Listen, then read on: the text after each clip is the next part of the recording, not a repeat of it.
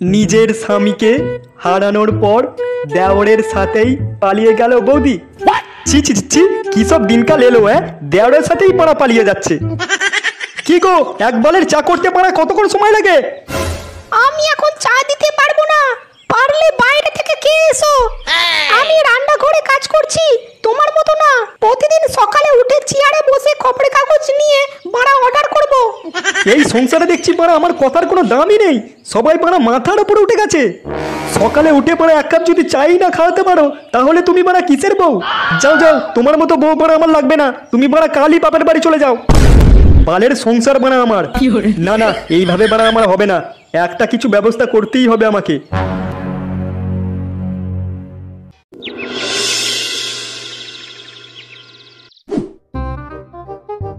কিরে ফাটিয়ে দাঁড়িয়ে আছিস, চাটা বাড়া কখন দিবি? এক কাপ বাড়া চা খেতে গিয়ে বাড়া গাঁড় ফাড় সব চিড়ে যাচ্ছে বাড়া। আজ কি হয়েছে নান্টুদা, সকাল সকাল মাথাটা গরম মনে হচ্ছে? বৌদির সাথে ঝগড়া টগড়া হয়েছে নাকি? তোকে বাড়া অত জানতে হবে না, তোকে যেটা বললাম সেটা কর। আচ্ছা, এখানে বান্টু গুদগুদের বাড়ি কোথায় বলতে পারবেন?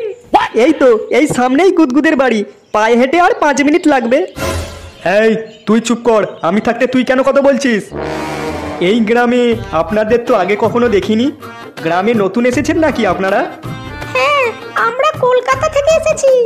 এই গ্রামে আমাদের একজন আত্মীয় থাকে, তার সঙ্গে দেখা করতে এসেছি আর কি। চলুন আপনাদের বান্টু গুদগুদের বাড়িতে একবারে দিয়ে আসি। না মারা, আপনাকে এত মারাতে হবে না, যেটা জিজ্ঞাসা করছি সেটা বলুন। এখনকার লোকজনের সব বিশ্বাস নেই, যেই দেখেছে কাছে সুন্দরী বৌদি সেই মারা মারাতে চলে এসছে। আপনি ওর কথা ছাড়ুন তো, চলুন আমাদের বাড়িটা দেখিয়ে দেবেন, চলুন। আমি তোমাকে বেশি গাঁড় পাকামো করতে বলেছি? তুমি চুপচাপ থাকো। আমাদের ঠিকানা বলার কোনো দরকার নেই, আমরা নিজে নিজেই পাড়া খুঁজে নেব। আজ ঠিকানা বলে দেবে, কালকে আবার অন্য কিছু চাইবে। এইসব বুড়োদের আমার ভালো করে চেনা আছে।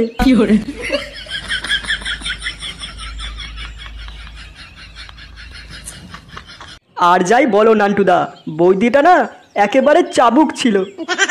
চুদির ভাই, ওই বৌদিটার ওপর মানে একদম নজর দিবি না। আর যদি কোনোদিন নজর দিতে দেখেছি তোকে, স্যাটার পেছনে এমন মারবো না 3-4 দিন ধরে মা লাল হয়ে থাকবে, এই আমি বলে দিলাম। না, ওই বৌদিটার ওপর মানে নজর রাখতে হবে। বৌদি, আমি তোমাকে ঠিক তুলে নেব।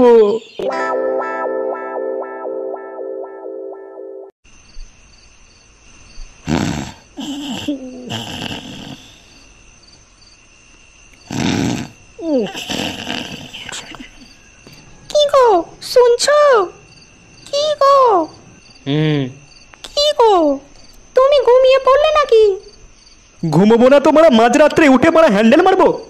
তোমার আগের মতো আর ইচ্ছা করে না? মাগি বেশ শুরু করলো তো মারা মাঝরাত্রে। হ্যাঁ, আমি তো এখন মাগি হয়ে গেলাম, তাই না? আমার আর এই সংসার ভালো লাগছে না। ভালো লাগছে না যখন মারা চলে যাও, কে তোমাকে আটকে রেখেছে? আমি কালকেই বাপের বাড়ি চলে যাব, আর কোনোদিন আসবো না এই বাড়িতে। মাগি তুই চুপ করবি, না হলে মারা এক্ষুনি ধাক্কা দিয়ে মারা বাড়ি থেকে বার করে দেবো। জীবনটা গাঁড় মেরে দিল মারা, এই একটা বালের বউ।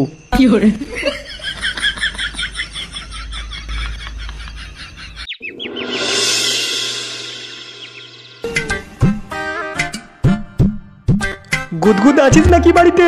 গুদগুদ, ও বৌদি। ও আপনি? হ্যাঁ বৌদি, আপনাদের সাথে একটু দেখা করতে এলাম। আসলে বৌদি, একই পাড়ায় থাকবো তো, তাই একটু চেনা পরিচিতি করে নেওয়া ভালো। হ্যাঁ হ্যাঁ, নিশ্চয়ই। দেখুন তো, আপনি এত ভালো মানুষ, তাও উনি আপনাকে এত গালাগাল দিল। না না বৌদি, আমি কিছু মনে করিনি তাতে। দেখুন তো, আমরা বাইরে দাঁড়িয়েই কথা বলছি, একবারে ঘরের ভেতরে ডাকলেন না। হ্যাঁ নিশ্চয়ই, আসুন ভেতরে আসুন।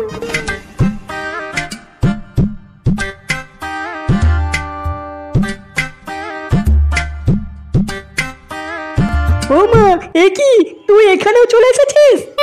তোর কি মতলব বলতো? না না, আপনি ভুল বুঝছেন, আমার কোনো মতলব টবলব নেই। তোদের মতো বুড়োদের আমার ভালো করে চেনা আছে রে। বউ পালিয়ে গেছে, এখন পাড়ার সুন্দরী বৌদিদের বড় ধান্দা মারিস, তাই না? তখন থেকে কি সব উল্টাপাল্টা কথা বলছো তুমি? উনি ওরকম না। ওরে মাগি, তুই এরই মধ্যে পারা ওর ঠিকুচি কুষ্টি মারা জেনে ফেলেছিস? মাগি তোকে আমি পরে দেখছি। আর এই যে তুই মারা যাবি না মারা গাড় ভাঙবো।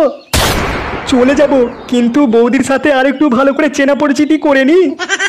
ও বৌদি আমার কাছে এসো না, আমায় ভালোবাসো না। শুয়ারের বাচ্চা,